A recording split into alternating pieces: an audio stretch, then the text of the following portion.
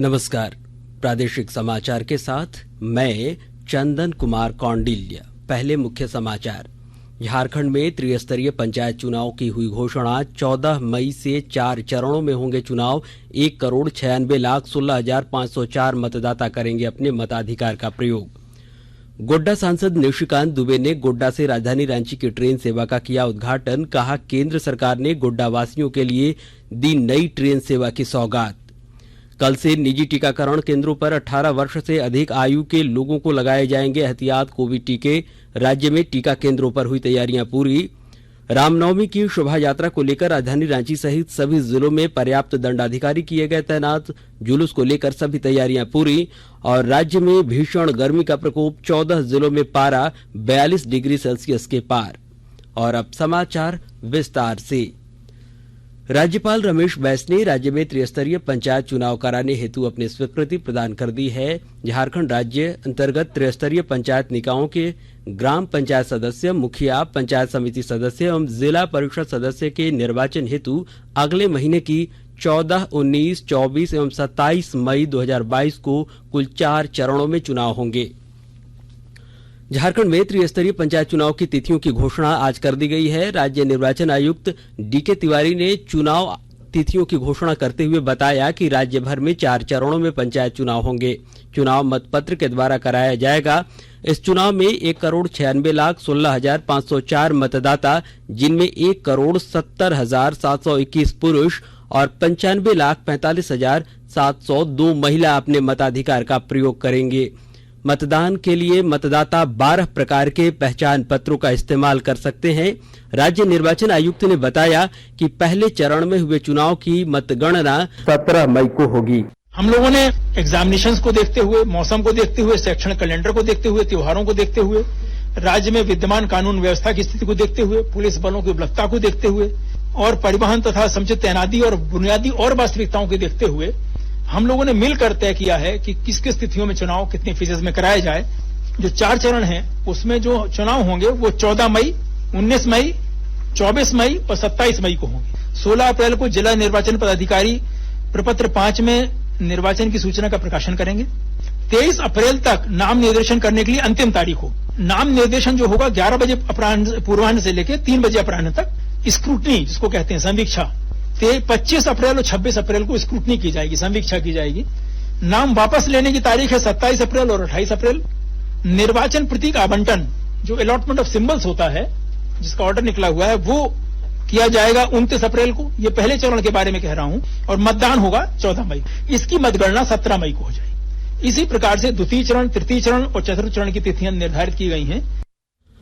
झारखंड के पूर्व मुख्यमंत्री और भाजपा के वरिष्ठ नेता बाबूलाल मरांडी ने आज धनबाद में कहा कि प्रदेश की वर्तमान सरकार में शामिल दल अंतर्कलह से जूझ रहे हैं।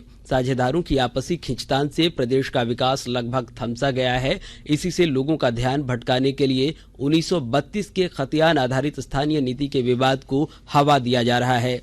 बाबूलाल आसनसोल उपचुनाव में भाजपा प्रत्याशी के पक्ष में प्रचार करने के बाद शनिवार को रांची लौट रहे थे।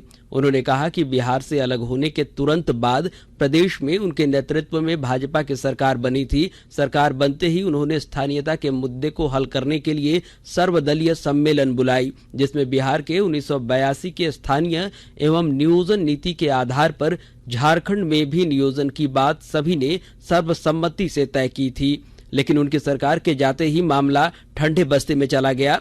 श्री मरांडी ने आरोप लगाया कि रघुवर दास की सरकार ने भी इसी को आधार बनाकर स्थानीय एवं नियोजन नीति लाई, जिसे राजनीतिक फायदे के लिए हेमंत सोरेन के नेतृत्व वाली यूपीए की सरकार ने खारिज करते हुए भाषा के आधार पर लोगों को बांटने का काम किया है। गोड्डा जिले के लिए आज का दिन ऐतिहासिक रहा। गोड्डा मुख्य रेलवे स्टेशन से दुमका देवघर होते हुए राजधानी रांची के लिए ट्रेन सेवा की शुरुआत की गई है। इस ट्रेन सेवा के शुरू होने से गोड्डा वासियों को कम समय में ही रांची एवं अन्य स्थानों पर पहुंचना काफी सुलभ हो जाएगा। गोड्डा सांसद डॉक्टर निशिकांत दुबे ने आज गोड्डा रेलवे स्टेशन पर कहा कि केंद्र सरकार ने गोड्डा के लोगों को एक तोहफा दिया है। गोड्डा से मुंबई, चेन्नई और जमशेदपुर के लिए भी ट्रेनें खुलेंगी। सांसद ने बताया कि अभी गोड्डा से भागलपुर, दिल्ली, दुमका, रांची और कोलकाता के लिए ट्रेन खुल रही है, जल्द ही सरैयाहाट वाला ट्रेन लाइन चालू हो रहा है। मौके पर राज्य के मंत्री चंपई सोरेन, विधायक प्रदीप यादव और दीपिका पांडे सिंह भी उपस्थित थीं। इधर सरकार ने कल से निजी टीकाकरण केंद्रों पर 18 वर्ष से अधिक आयु के लोगों को एहतियाती कोविड टीका उपलब्ध कराने का निर्णय लिया है। केंद्र स्वास्थ्य मंत्रालय ने बताया कि 18 वर्ष से अधिक के सभी लोग जिन्हें दूसरा कोविड टीका लगाए 9 महीने पूरे हो चुके हैं, एहतियाती डोज लगाने के पात्र होंगे। मंत्रालय ने बताया कि 15 वर्ष से अधिक आयु के लगभग 96% किशोरों को अब तक पहला कोविड टीका लग चुका है, जबकि 83% को दोनों टीके लग चुके हैं। 2,40,00,000 से अधिक एहतियात डोज पात्र श्रेणी के लोगों को लगाए गए हैं। वहीं 12 से 14 वर्ष आयु के 45% बच्चों को पहला टीका लग चुका है। सरकारी टीकाकरण केंद्रों से निःशुल्क टीकाकरण कार्यक्रम में पहला और दूसरा टीका और पात्र श्रेणी के लोगों को एहतियाती डोज लगाया जाना जारी रहेगा। और आकाशवाणी के ताजा तरीन समाचारों के लिए आप हमारी वेबसाइट newsonair.com पर लॉगिन कर सकते हैं। ताजा समाचार Twitter handle @AIR news alerts और Facebook page All India Radio news पर भी उपलब्ध है। आप प्रादेशिक समाचार एकांश के ट्विटर हैंडल @AIR news_रांची और फेसबुक पेज, इंस्टाग्राम पेज और YouTube channel AIR news Ranchi पर भी हमारे बुलेटिन सुन सकते हैं। प्रादेशिक समाचार आप आकाशवाणी रांची से सुन रहे हैं।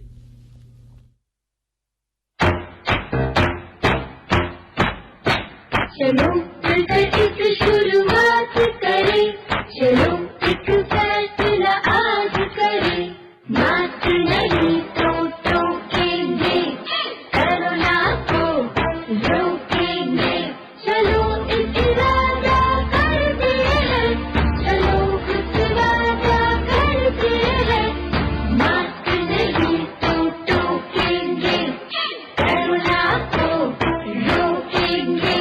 भारत सरकार द्वारा जनहित में जारी। कोविड-19 से बचाव और सुरक्षित रहने के 3 उपाय। मास्क लगाएं, 2 गज दूरी है जरूरी, सुरक्षित दूरी रखें, हाथ और मुंह साफ रखें।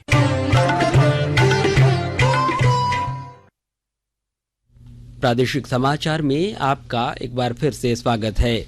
धनबाद रेलवे स्टेशन पर आज one station one product scheme की शुरुआत की गई।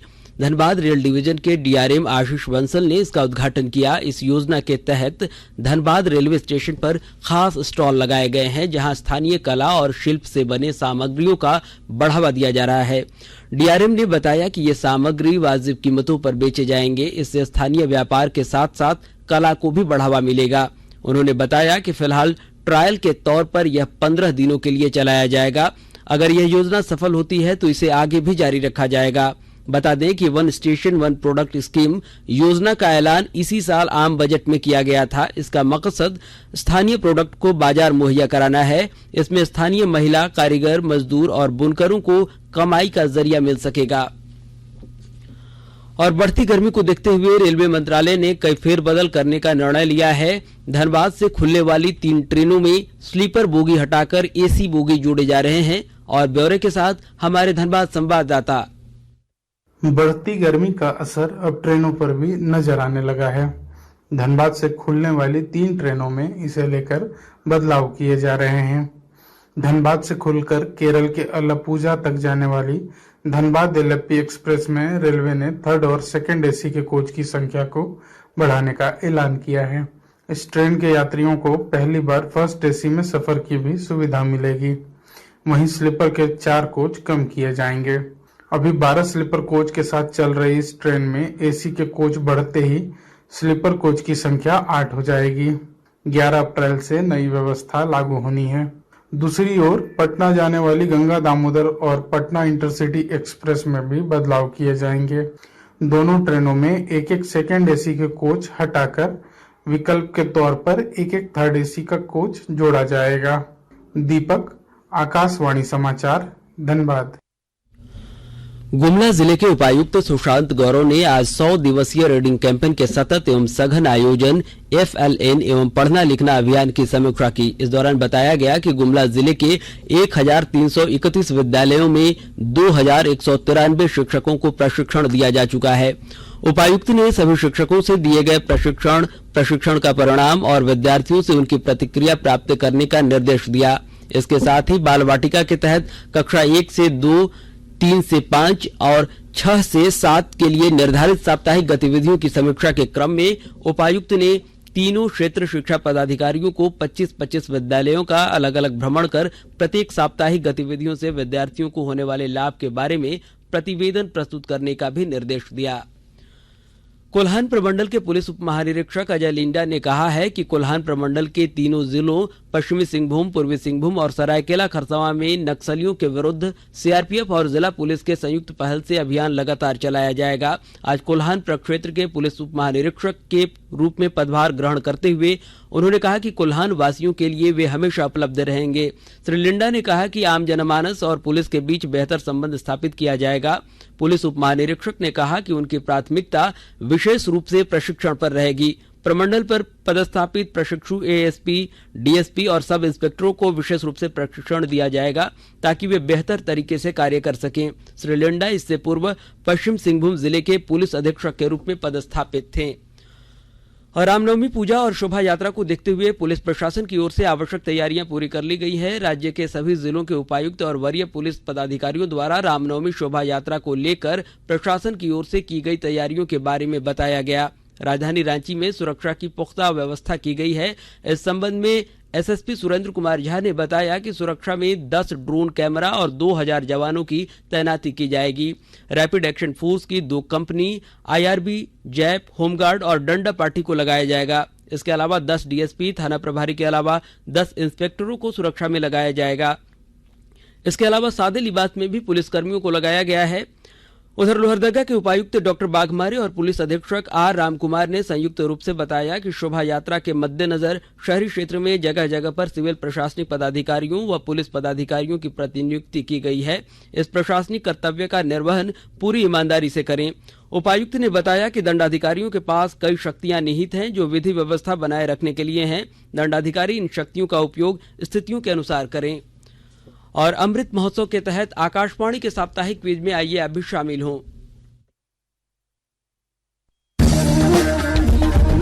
आजादी के 75 वर्षों का पर्व अमृत महोत्सव प्रत्येक बुधवार शाम 7 बजे प्रसारित होने वाले प्रादेशिक समाचार के दौरान पूछे गए प्रश्न का सही उत्तर देने वाले एक प्रतिभागी इनाम का हकदार होगा।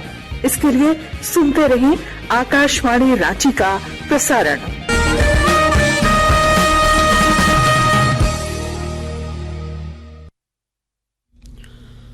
झारखंड में अप्रैल माह में ही मई जून की प्रचंड गर्मी का एहसास होने लगा है।